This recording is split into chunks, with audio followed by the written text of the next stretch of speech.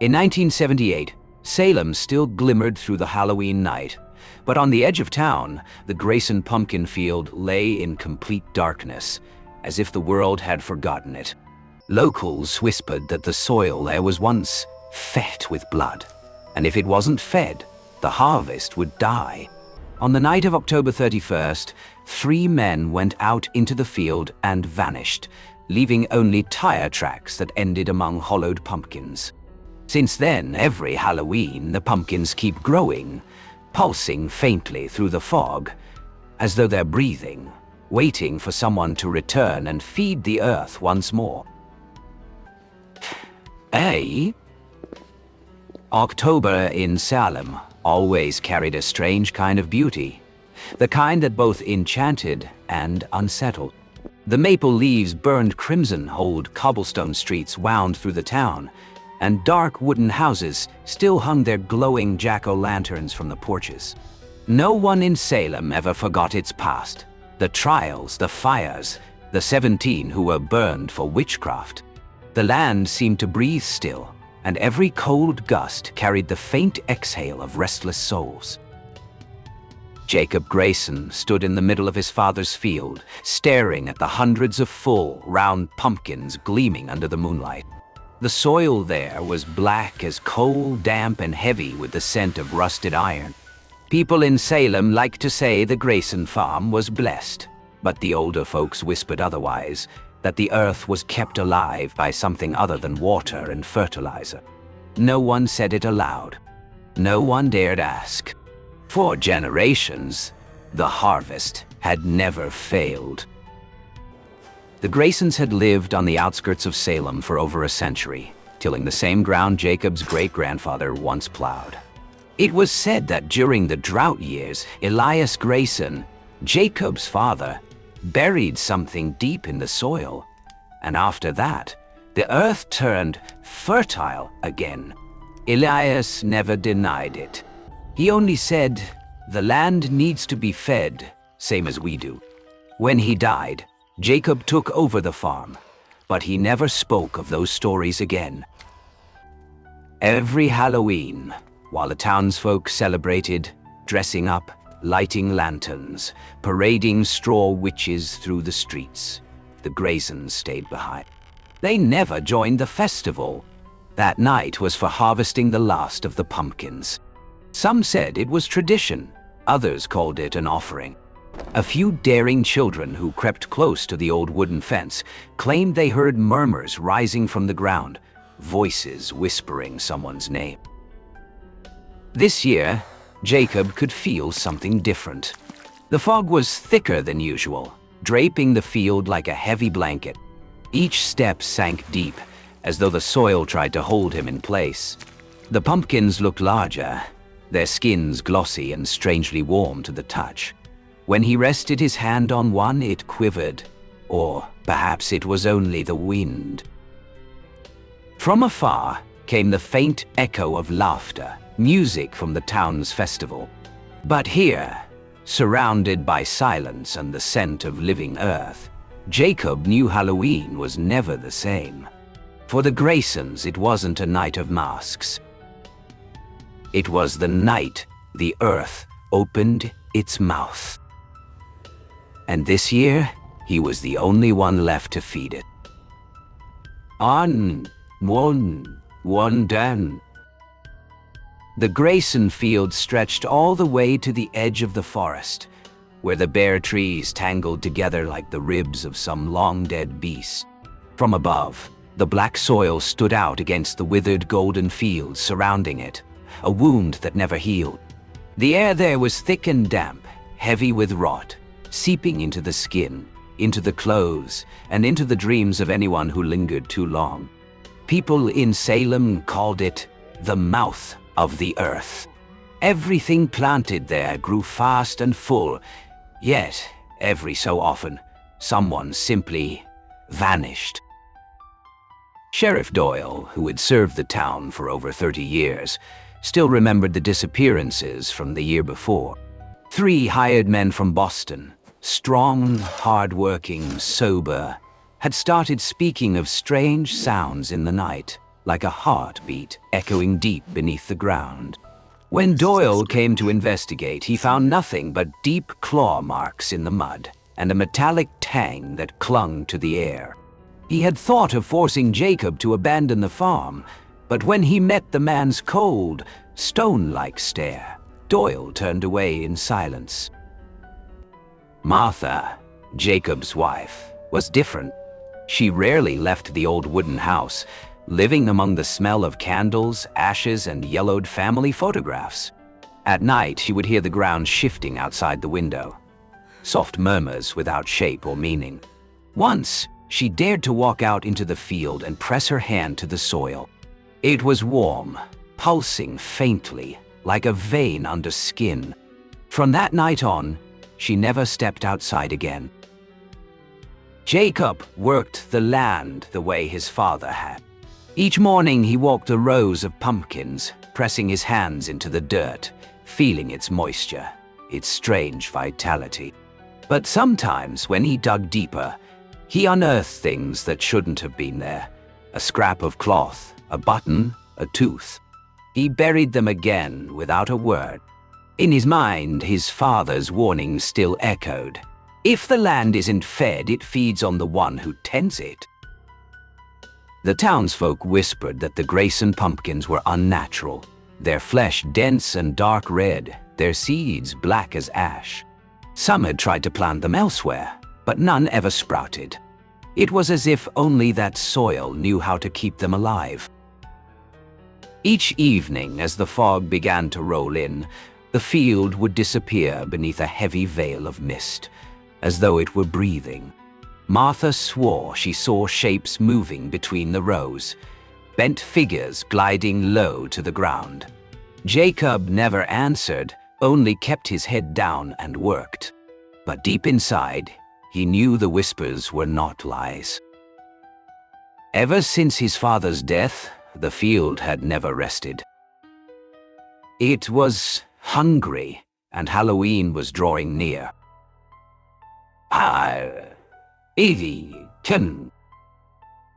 October 31st, 1978. Pish. The moon hung low in the sky, thin and red like watered blood. Wind swept across the rows of massive pumpkins, making them sway and whisper against one another, a sound like breath hissing between teeth. Jacob Grayson stood at the edge of the field, holding a kerosene lamp. Its small flame trembled in the fog, casting a wavering light over his stone-like face. It was time for the final harvest, the ritual every Grayson man had carried out on Halloween night. Two hired hands, Pete and Nolan, worked beside him. They weren't from Salem, just drifters from out of town, paid well to haul the heavy carts of pumpkins. Since sunset, they had worked in silence, cutting stems and stacking the ripe fruit. At first, everything seemed ordinary. The thick, metallic scent of the soil, the restless whisper of wind. But as the night deepened, the air grew denser, as though the fog had become a thin layer of skin stretched over everything. Jacob noticed the ground beneath him turning wetter, heavier. Each step sank deep, the mud clinging to his boots as if to hold him back. The pumpkins had swollen to unnatural size, their skins taut, as though something inside them was pressing to get out. A few radiated a faint warmth, a warmth that didn't belong to the cold night. Pete bent down to roll one onto the cart, then froze. His voice cracked, hoarse and strangled. He said the pumpkin had moved. Jacob dismissed it, urging them to keep working. But when his own hand brushed against a nearby pumpkin, he felt it, a faint, steady pulse beneath the rind, rhythmic, human. He recoiled, heart pounding, and scanned the fog. The lamplight reached only a few feet ahead, everything beyond it warped and distant, like sound coming through water. Nolan pushed the cart toward the center of the field, muttering curses. Then the ground trembled under the wheels. A dry snap echoed, as if a bone had cracked deep below. A gust of cold air rose from the earth, carrying the stench of rust and rot. The three men froze. The lamp flickered and went out. In the darkness, Jacob heard it, the wet tearing of soil, followed by a slow, deliberate exhale. He struck a match, but the flame refused to catch. Beneath his feet, the ground shifted, bubbling softly before splitting open in narrow seams. A dark, viscous substance seeped upward, crawling along the pumpkin roots. Nearby pumpkins began to collapse inward, pulsing like lungs, releasing faint, muffled groans. Nolan screamed and ran, but within seconds, his footsteps vanished into the fog. Pete dropped his hoe and stumbled backward, only to be yanked down, dragged away not by hands, but by the earth itself. Jacob tried to run, but the mud held him fast. Then came the voice, deep, drawn out, rising from beneath the ground. "Your turn, Jacob." It was his father's voice, Elias Grayson's. The soil beneath him shuddered, growing hot. When he fell forward, the dirt rushed into his mouth, tasting of blood and iron. Before the darkness took him, he saw something emerge from the field. A figure of soil and vine, shaped like a man, its body wrapped in tangled roots. It had no eyes, but Jacob knew it was looking straight at him. At dawn, when the sun rose over Salem, only half-finished tracks marked the field. No Jacob, no Pete, no Nolan. Only the pumpkins, larger than the night before, their flesh dense and warm, heavy with something still alive inside. Nisatosada. Dawn rose over Salem beneath a blanket of mist, thick as wet cloth. Sheriff Doyle reached the Grayson field before the sun had cleared the tree line. He'd heard about the three missing men, but what chilled him more was the faint metallic tang that drifted through the wind, a smell that had no place in a pumpkin field. As he stepped over the wooden fence, the ground beneath his boots felt warm, soft, and freshly turned, as if it had been dug through during the night. The cart sat in the middle of the field, tipped to one side. The wheel tracks stopped abruptly, sinking into the mud as though swallowed whole. There were no signs of struggle, no blood, no prints. Only the pumpkins, hundreds of them, perfectly round, glistening, lined up in rows as if watching. Doyle crouched, pulled out his knife, and sliced one open. The blade met something thick and resistant, heavy and wet. When the flesh split, he stumbled back in shock. Inside wasn't orange. It was deep crimson, dense and steaming. A heat rose from the core, carrying the iron scent of something alive. Embedded in the pulpy flesh was a slick, pale strand, something that looked disturbingly like a human tendon.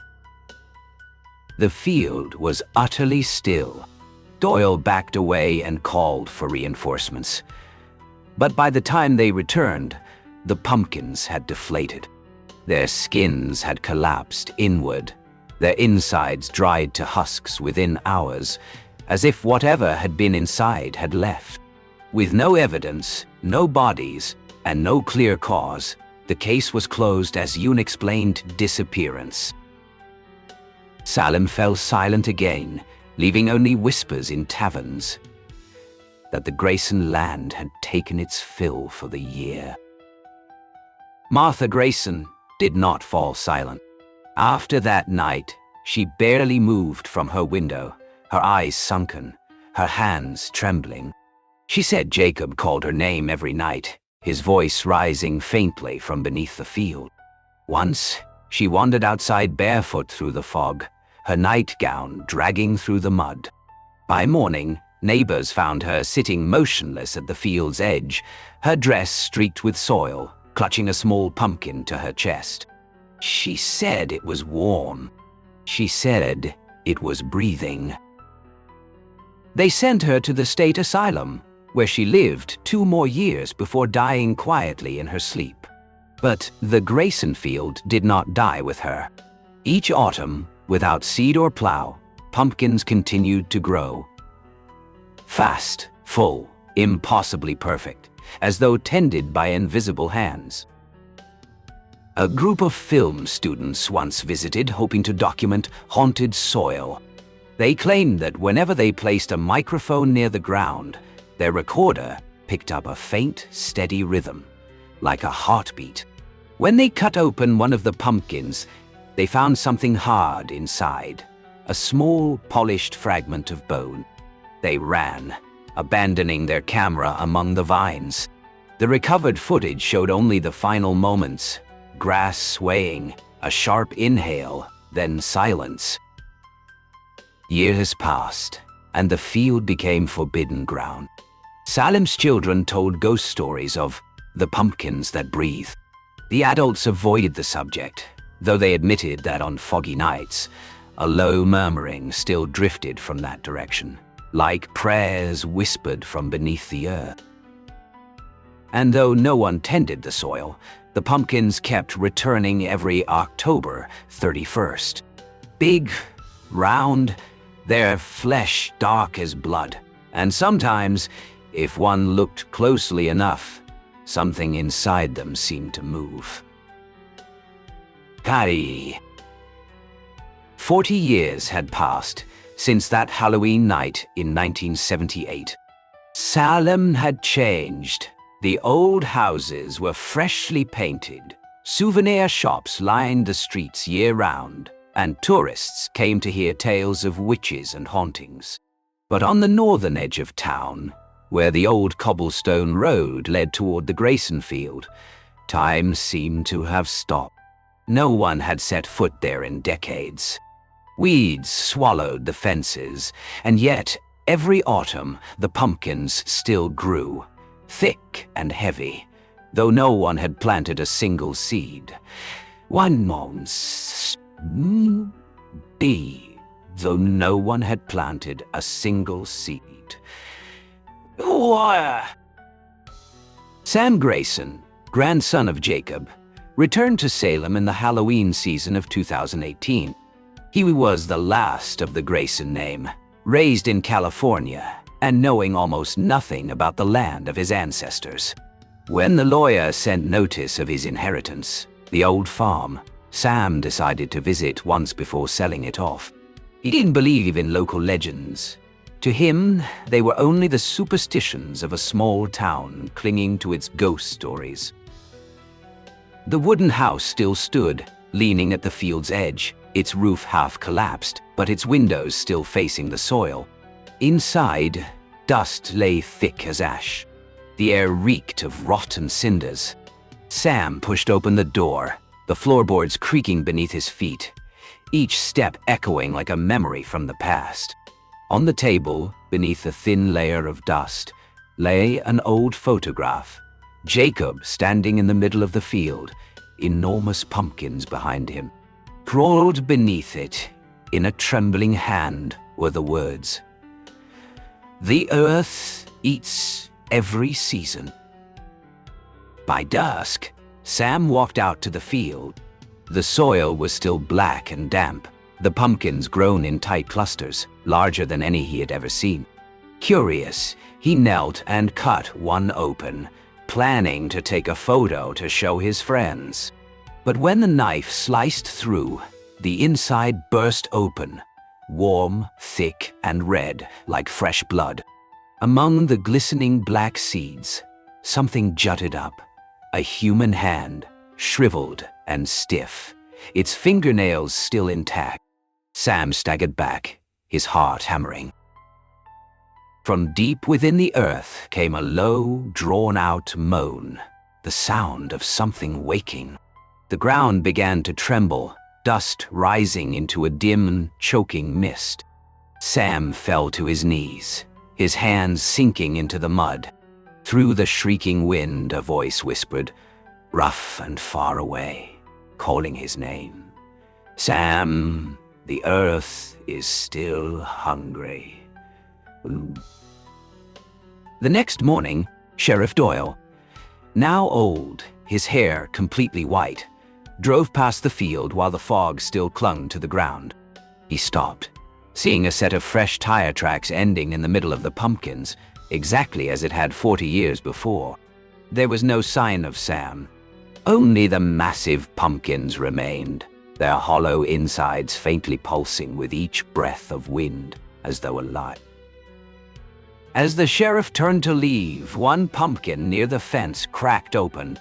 From the narrow slit, a faint orange light glowed, and inside, something was trying to open its eyes. The Grayson field had been fed once more. EI.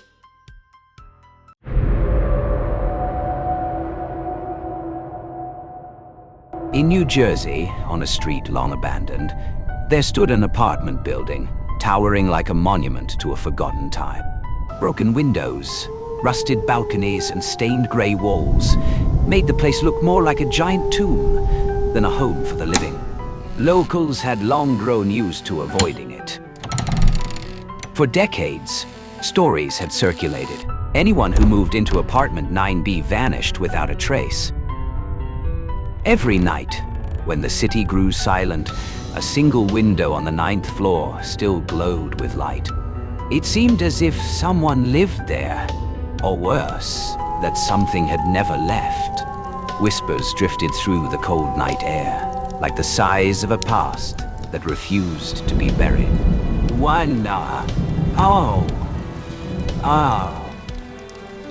The 42-year-old woman stood with a small suitcase in hand before the rusted iron doors of the building. Her name is Rose. After a shattered divorce, she believed that a new beginning here might help her escape the weight of her past. The cheap apartment, tucked away in a neglected part of town, was her last choice when every other door in life had already closed. Inside, the air was thick with mold and dust, making her very first breath catch in her throat. The old wooden stairs groaned underfoot, a low, weary lament. The hallway stretched long and dim, lit unevenly by flickering fluorescent bulbs, each sputtering glow breaking into the silence like the faint heartbeat of something near its end. At the far end of the hall, the elderly manager appeared briefly. Her wrinkled face and averted eyes betrayed no warmth as she handed over the keys. In her husky voice, she offered only a curt remark. This apartment never kept its tenants for long. No further explanation, no friendliness. Then she disappeared behind a rotting wooden door, leaving behind a heavy silence. The door to 9B creaked open with a drawn-out groan. The room inside was small and cold. Water stains streaked the walls, plaster peeled from the ceiling, and the window hung slightly ajar, letting the night wind slip through with a faint hiss like whispering breath. The woman set down her suitcase, reminding herself this was only a beginning, then sat gently on a dust-covered chair. Night fell faster than she had expected. The city outside lay nearly silent, broken only by the distant hum of engines. At midnight, a new sound rose within the apartment. Footsteps. Slow, deliberate, steady, as if someone were moving from the bedroom into the living room. But she knew with certainty that she was alone. She rose quickly and switched on every light. The yellow glow washed over the space, revealing no one. The footsteps ceased, leaving only an oppressive silence that seemed to freeze the air. She moved cautiously, ears straining, heart pounding. But there was nothing. Back in the living room, her eyes caught on the wall beside the chair. A thin crack had appeared, long and narrow like a claw mark. The paint peeled back, cold and gray, evoking the image of torn skin. She reached out to touch it. The edge felt sharp, icy, and she drew her hand back instantly. The air thickened with dampness, as though the wall itself had exhaled a weary breath. That night, sleep was fractured. The ticking of the clock echoed too loudly in the silence. She drifted in and out of uneasy dreams, often waking with the uneasy sensation that someone was standing just beyond her sight, separated only by a thin wall. By morning, pale sunlight pushed through the dusty window, illuminating the crack still etched deep in the wall. It was small, but its presence could not be ignored. She stepped closer, studying it. Something seemed to stir beyond the surface, dark, wavering, as though the wall was not solid at all, but a stretched skin concealing whatever lay beneath. A new beginning, that was what she had told herself. But apartment 9B seemed to have very different plans for its newest tenant. Nights inside apartment 9B felt longer than anywhere else. When the clock struck midnight, the darkness seemed to thicken, swallowing every corner of the room. The woman lay still on the old bed, trying to reassure herself that the sounds from the night before were nothing but illusions born of exhaustion. But the silence was too heavy, as though the entire building had stopped breathing, waiting for something to reveal itself. Then the sounds began. No longer the scattered footsteps, but a faint murmur so soft it almost blended with the beating of her heart.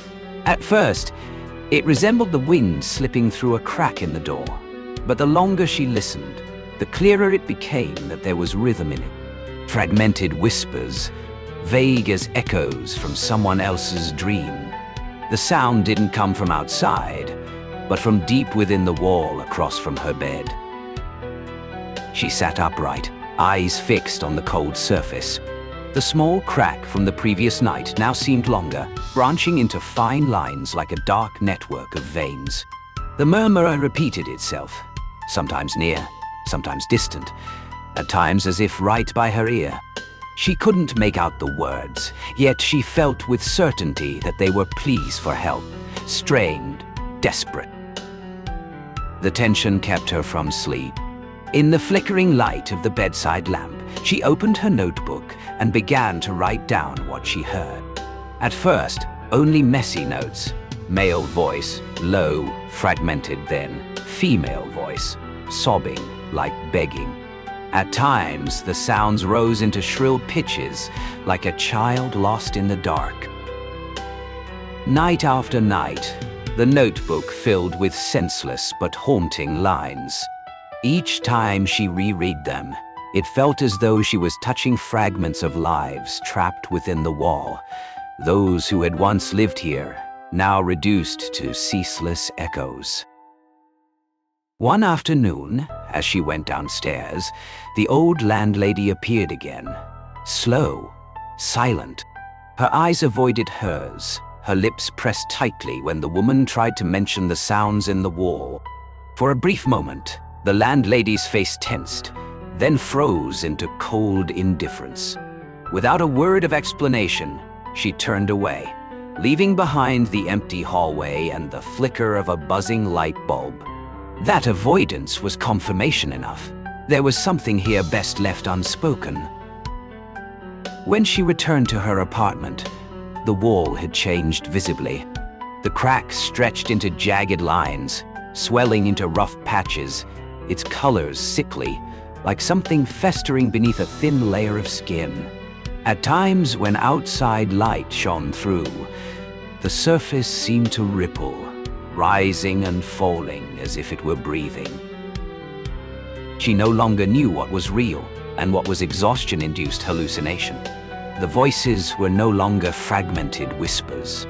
They became broken phrases, cries for help, choked off mid-sentence.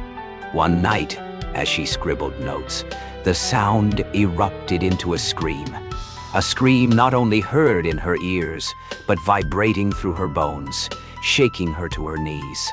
The room trembled, dust falling from the ceiling. In the haze of that moment, she collapsed, her notebook flying across the floor, its pages crumpled, ink half-written. The scream echoed in her skull even as darkness surged in, dragging her into unconsciousness. When she opened her eyes, the gray pallor of morning light seeped through the dusty window. The room was silent. The wall stood still, as though the night had been only a nightmare. Yet on the ground, beside the fallen notebook, lay scattered dust and the air reeked of mold stronger than ever. The crack had now spread across the wall, like dark veins burrowing into the apartment. The woman sat motionless, her eyes bloodshot from sleeplessness. She realized she was no longer just a tenant. She had become a witness, and perhaps the next victim, in the story the wall was telling in the voices of the imprisoned dead. The third day in apartment 9B began with pale light filtering through the dusty window frame. Yet the woman no longer felt that morning meant a new beginning. Each awakening was merely an extension of the previous night's nightmare. Her head felt heavy, her eyes shadowed, her body trembling as though recovering from a fever. On the wall, the rough cracks remained, clinging to her gaze like invisible eyes. While arranging the old wooden cabinet in the corner of the living room, her fingers brushed against something wedged inside a rotten drawer. Carefully pulling it out, she discovered a thin notebook, its cover peeling, reeking of mold. The pages had yellowed, stained with water, as if they had been left in dampness for years. As she flipped through, frantic handwriting emerged. The former tenant of this apartment had left behind entries soaked in fear. At first, the handwriting was steady, describing insomnia, strange murmurs echoing from the walls. But as the pages went on, the writing grew shaky, fragmented, as though written under unbearable terror. The middle pages spoke of being watched. The writer described hallways that stretched endlessly at night, with doors repeating the same number. I left my room to find a way out, but the corridor only led me back to 9B. Every door was 9B. I don't know what is real anymore, what is illusion. Another passage read, "Sometimes I feel breath right at the back of my neck. When I turn around, no one is there. Yet the mold and chill wrap around me as if a body were standing inches behind." The woman's spine turned cold. These descriptions mirrored her own experiences over the past few days. The final page of the notebook ended abruptly. Only a single hurried line remained, ink smeared, incomplete. "If anyone finds this notebook, I have been swore." The last word vanished in a blurred streak, as though torn away by an unseen hand. The woman gripped the notebook tightly, her palm icy. Silence in the room suddenly thickened, as though someone were standing behind her, watching every move. That feeling grew stronger. Each time she turned, the light flickering through the window revealed nothing but emptiness, yet her eyes insisted on a fleeting shadow, a figure. Not solid, but like a dark stain against brightness, appearing for a moment before dissolving. When night fell, the wall no longer whispered in fragments. Now it hummed in dissonant chords, layered voices overlapping, occasionally breaking into warped laughter. The sounds wound through the apartment, like dozens of throats imprisoned, singing together a chorus of despair. At the height of the tension, footsteps echoed from the hallway. Slow, heavy, each step striking like stone. The woman pressed her eye to the peephole. The faint light of the flickering bulb revealed a figure passing by. It was her upstairs neighbor. She had never seen him in daylight. A gaunt frame, hollow eyes, skin pale and drained of light. He did not look at her, did not knock, only trudged past with weighty steps. At the end of the corridor, the bulb sputtered and died, swallowing his form into darkness. Her heart raced wildly. She pressed her back against the door, her body rigid. The apartment was no longer just a whispering wall. It contained an unseen presence that lingered, watching, following. She realized loneliness was no longer the worst fate. Far more terrifying was the knowledge that she would never again be truly alone. In the corner of the room, the tattered notebook lay open, its frantic scrawls seeming to shift beneath the weak light, as if that invisible hand had never stopped writing. One night, just as the clock struck midnight, the entire apartment was swallowed by suffocating darkness. The power went out. The room was as silent as if buried deep underground. The woman rummaged through the cabinet, finding an old flashlight whose dim beam cast a trembling cone of pale yellow, flickering as though it might die at any moment. The hallway outside stretched into silence. Every step she took echoed unnaturally, like the hollow resonance of a bottomless well. The walls on either side were mottled with shadows, paint peeling away like scales from rotting flesh. The stench of mildew was stronger than ever, creeping into her nose like the cold scent of grave soil. She slowed her pace, the flashlight sweeping across the doors. 9B.Dace. Another step forward, 9EB again. Every few meters, the same number repeated, unchanged, frigid. No exit, no staircase, no entrance. Only an endless chain of the very apartment she was trying to escape. Her heart hammered as she spun around, hoping to find her way back. But behind her, it was the same. Rows of doors, each etched with the same number, as if the building had swallowed her into a labyrinth with only one inevitable end. The flashlight flickered, its wavering light grazing the wall. Faint handprints appeared. At first, just a few smudges, but with each step, more emerged, layer upon layer, thick with dried, blackened blood. Every handprint pointed in one direction, the door of 9B before her. A chill swept across her face, making her shudder. The door trembled, then its surface began to deform. Wooden planks swelled, split, folding inward into grotesque ridges.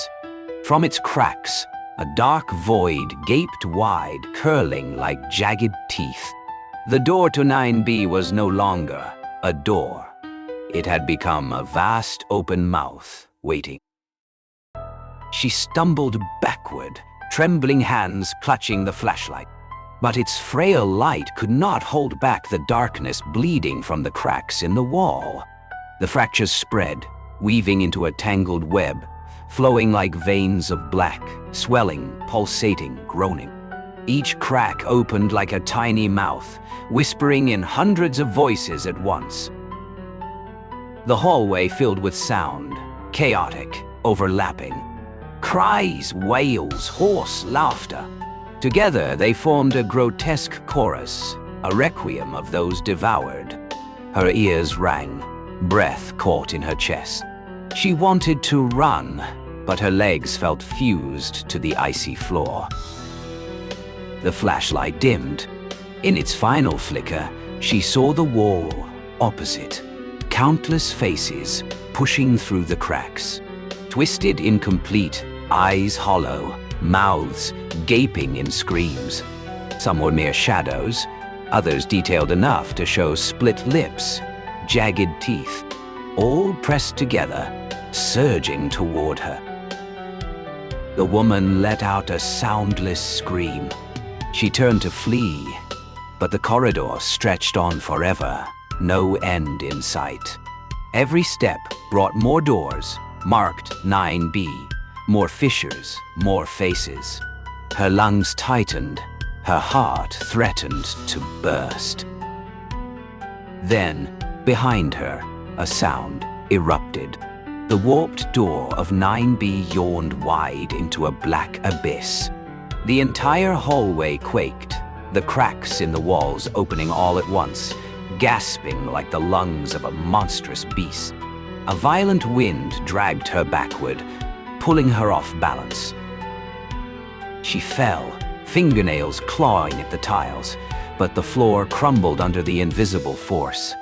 Cracks spread beneath her palms, coiling like serpents, wrapping around her wrists, dragging her toward the gaping void. Her skin scraped against the fissures, searing as if cut by frozen blades. In her final moment before being consumed, the flashlight slipped from her hand, rolling across the floor.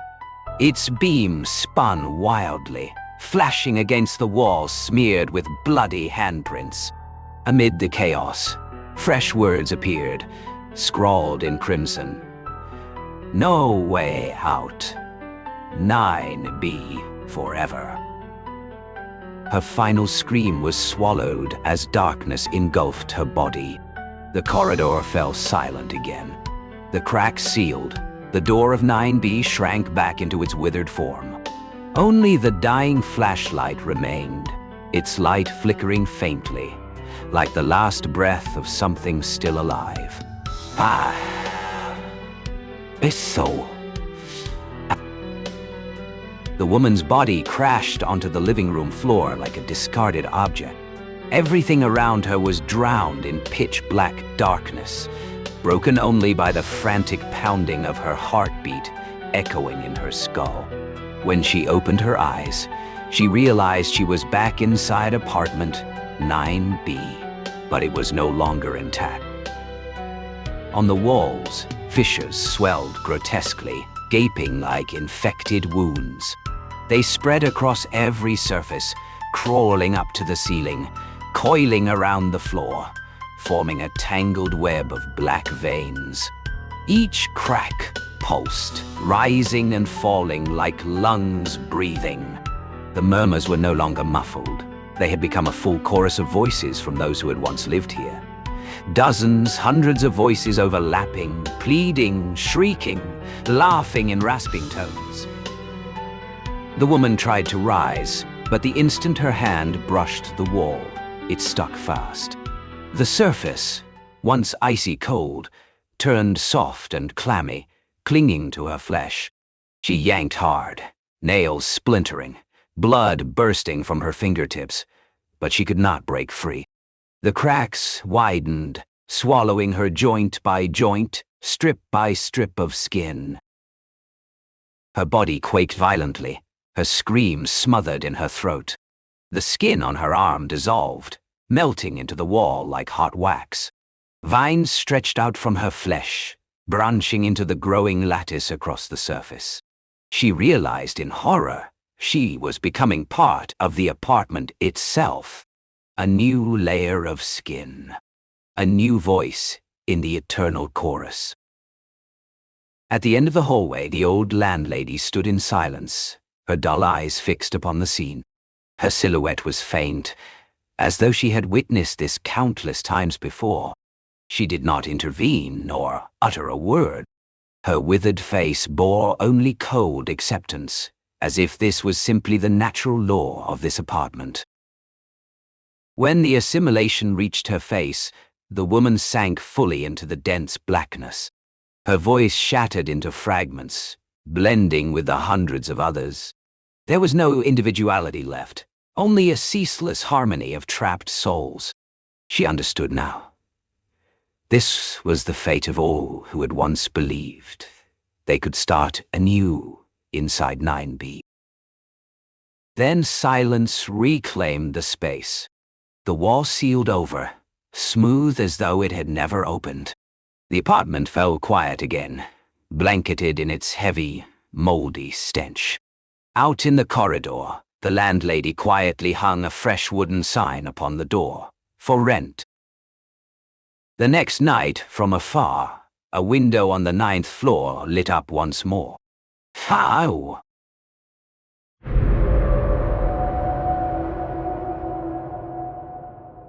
In a forsaken graveyard of New England, no trees of wood take root. Instead, they rise from human bone, ribs twisting into skeletal branches, skulls swaying like pale, hollow fruit. Among them moves the Gravekeeper, an ancient shadow, silently tending his garden of the damned. Each soul of the unfortunate, once sown, blossoms into another tree of bone, feeding the forest that should never have been. Nen Passi.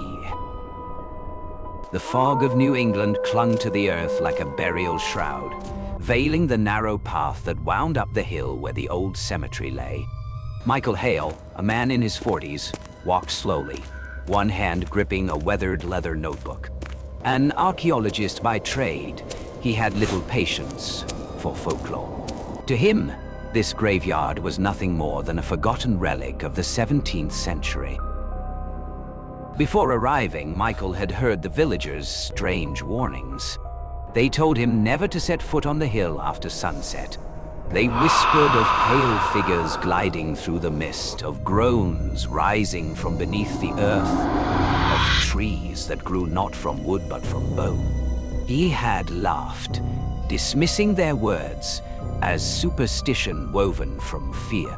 But the suffocating silence here gnawed at his certainty. At the crest of the hill, Michael stopped before a gate of blackened iron, rusted and twisted. The carvings of crossed bones were nearly worn away. A stone tablet bore a fading Latin inscription, Hic silentis locantur. Here, the silent still speak. He pressed his hand against the gate, the chill bit like metal drawn straight from ice. Inside stretched a garden of the dead. Tombstones leaned and fractured, their inscriptions lost to moss. Weeds choked the soil, yet here and there, pale shapes jutted from the earth like limestone shards. Michael crouched and realized they were fragments of bone, disturbingly clean, as though placed there deliberately rather than left to decay beneath the soil. Michael opened his notebook and began to record everything. The shape of graves, the weathered symbols, even the position of the bones. Then came a creak, sharp, deliberate. Michael's head snapped up. Across the cemetery, near the largest tomb, stood a figure. The fading light sketched a gaunt old man with a hunched back, a long coat trailing the ground, and a rusted spade in his hand. He did not move, yet his sunken eyes seemed fixed on Michael from within the hollow dark of their sockets. Michael swallowed hard. He had not expected a caretaker. Relief should have come, but instead, a cold shiver clawed its way down his spine. The old man's body did not shift, yet the creak came again, like a gate closing of its own accord. Michael turned. The iron gate stood shut behind him, silent and immovable, as if it had never opened at all. Ah! Michael instinctively stepped back as the old man advanced. His black coat dragged across the wet grass, with a sound like bones grinding together. The hollows of his eyes were deep and sunken, his stare pressing against Michael's chest, as if trying to pierce straight through him. "Night has fallen," the man rasped, his voice corroded like rusted iron. "This place does not belong to the living." Michael forced himself to remain steady.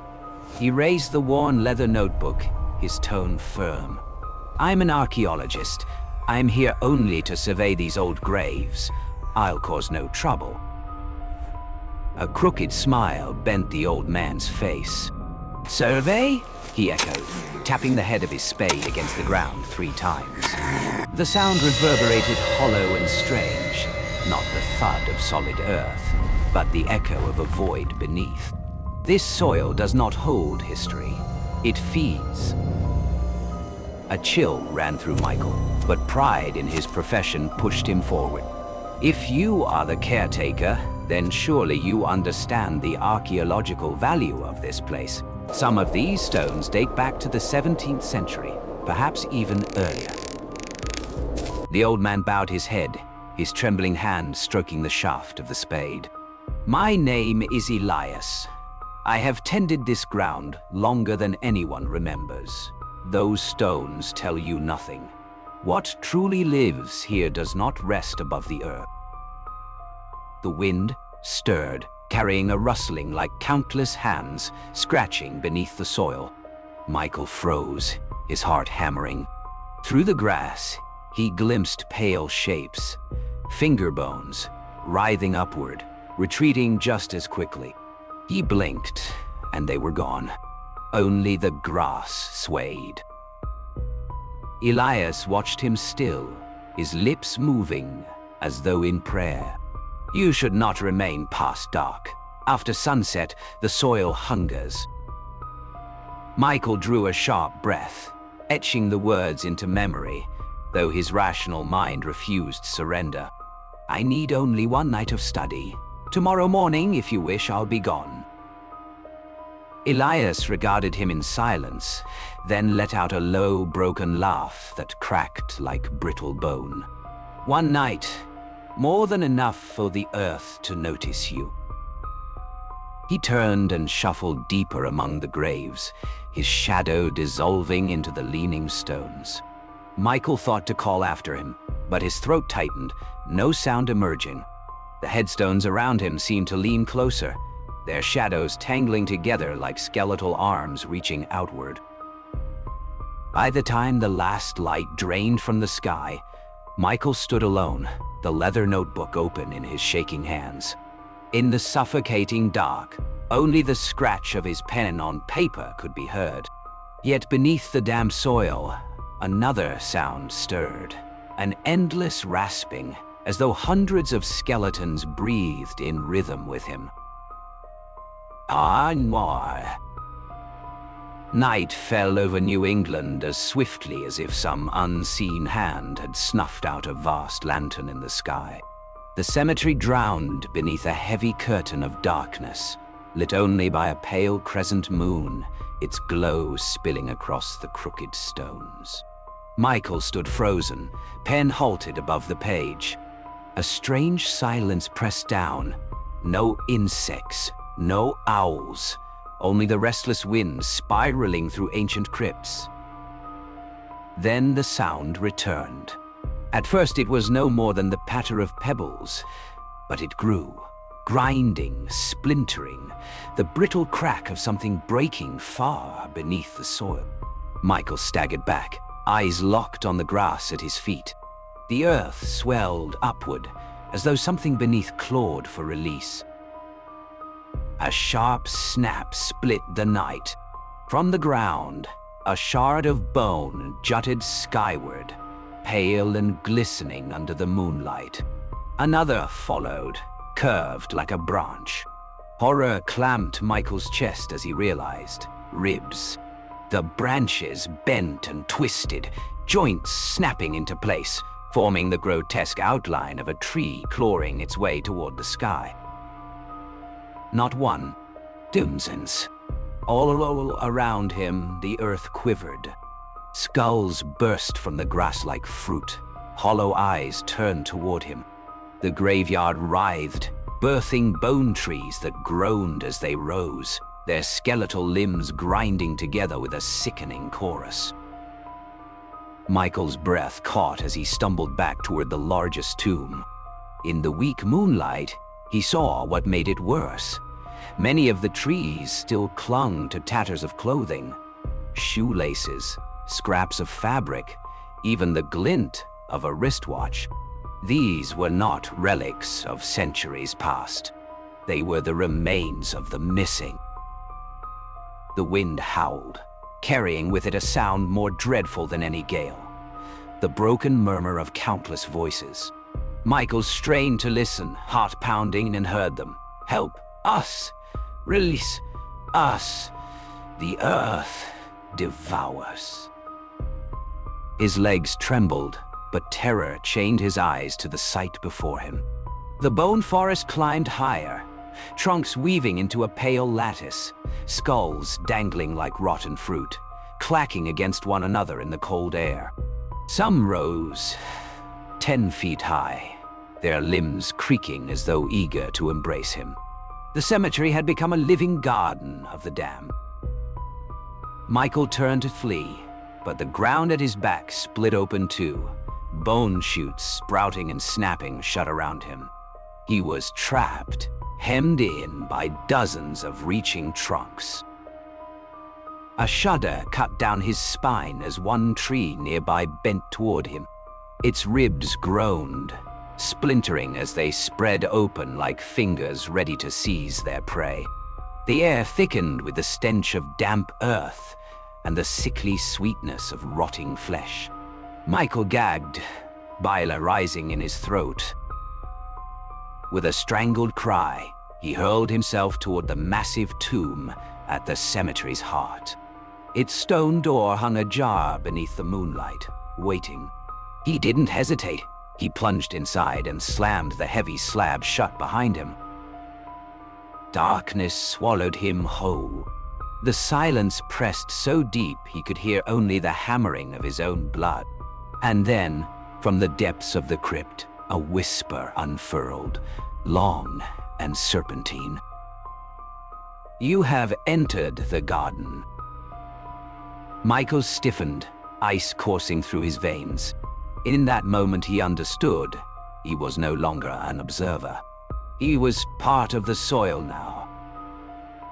Me, I see. Inside the stone tomb, the darkness was thick as a drowned sea. Michael pressed his back against the heavy door, breath ragged, ears still echoing with the brittle crack of bones outside. The air was rank with mold and the faint iron tang of dried blood, choking his lungs until he thought he might suffocate. He flicked on his flashlight. Its trembling beam cut across damp stone walls slick with moss. But it was not only stone.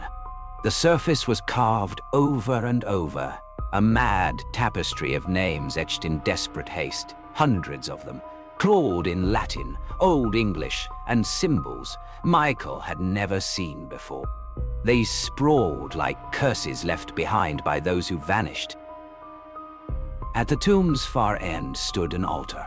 Upon it lay a cracked ceramic vessel brimming with fragments of bone, pale and granular like salt.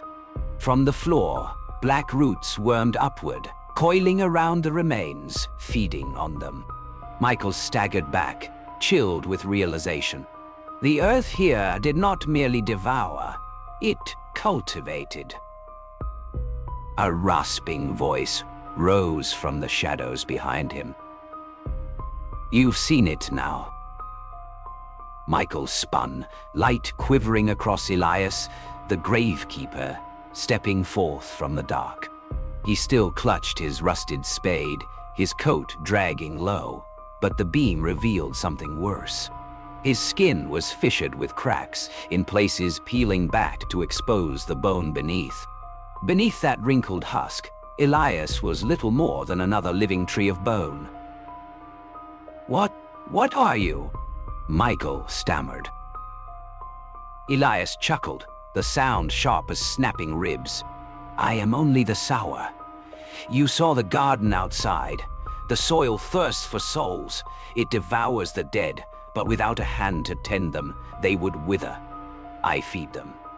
I watch over them." Michael trembled, yet curiosity forced the words from him. "And the missing? They are your trees as well." Elias inclined his head slowly. "The wanderers, the sinners, even the curious, like you. Any who set foot upon this land become seed for the garden. That is the covenant. The earth grants me existence, and in return I plant. Call me monster if you will. I have only kept my vow." Michael backed away, heart pounding. I can't stay here." Elias advanced, his shadow stretching across the walls, carved with the names of the dead. "You are already here. The gate behind you will never open again. The earth has recognized you, and it craves you for its next tree." The flashlight shook in Michael's grip, its beam catching Elias's face. His eyes were no longer eyes at all, only gaping hollows. From his mouth writhed slender bone roots, squirming like parasites. Elias raised the spade, its handle blackened, its blade glinting cold. "I do not kill you," he whispered. "I plant you." The ground beneath Michael split apart, jagged cracks yawning wide. Skeletal hands thrust up, clutching at his ankles. He screamed, struggling, but the grip only tightened, dragging him inch by inch toward the soil. In that frantic instant, clarity struck him.